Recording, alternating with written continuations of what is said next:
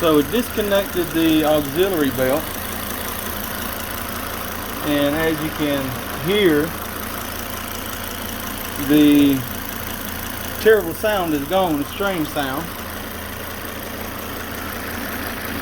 So we're thinking it's going to be in either the compressor, which I really don't think it's that, or the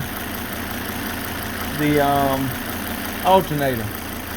Alternator I'm leaning towards, because I actually rebuilt that a couple years ago, and probably should just replace it at that time. It held on pretty good, but we'll further check it just to make sure. But in the meantime, that sound is coming from one of those two components, and we're going to get that taken care of.